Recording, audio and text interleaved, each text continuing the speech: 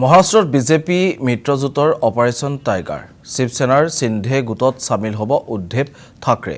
এই সন্দৰ্ভত আমি আপোনালোকক বিস্তৃত খবৰ জনাম, কিন্তু এই মুহূৰ্তত মৰাণৰ এক খবৰ আহিছে। মৰাণৰ মেৰিহোলা গাঁওবাসীৰ বিশেষ আমন্ত্ৰণ ৰক্ষা মন্ত্ৰী বিমল বৰাৰ। মেৰিহোলাৰ উদ্যয়ন প্ৰেক্ষাগৃহত উপস্থিত হয় মন্ত্ৰী বিমল বৰা। অঞ্চলটোৰ ৰাইজে মন্ত্ৰীগৰাকীক উষ্ম আদৰণি জনায়। ফুলাম গামোচা আৰু মানপত্ৰই বিশেষভাৱে সম্বৰ্ধনা জ্ঞাপন কৰা হয় মন্ত্ৰীগৰাকীক।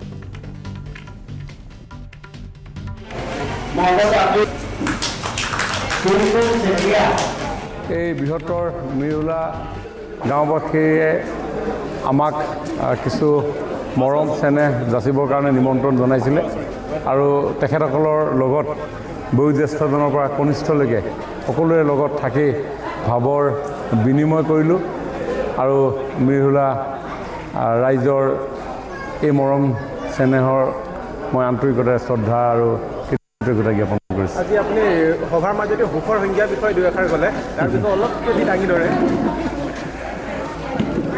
সকলো মানুহেতো সুখেই বিচাৰে, গতিকে সুখৰ সন্ধানতে সকলো ব্যস্ত থাকে প্ৰত্যেকজন ব্যক্তিয়ে। গতিকে সুখ আমি কেনেধৰণে আহৰণ কৰিম আৰু নিজে সুখী হৈ থাকিম, সেইটো সম্পূৰ্ণ নিজৰ ওপৰত নিৰ্ভৰ কৰে। গতিকে আপুনি কেনেধৰণে ৰিচিভ কৰিছে, আপুনি কিন্তু যিকোনো নিগেটিভ এটা বস্তু আপুনি পজিটিভলি গ্ৰহণ কৰিব পাৰে। সেইকাৰণে গতিকে সুখ এনেকুৱা এটা বস্তু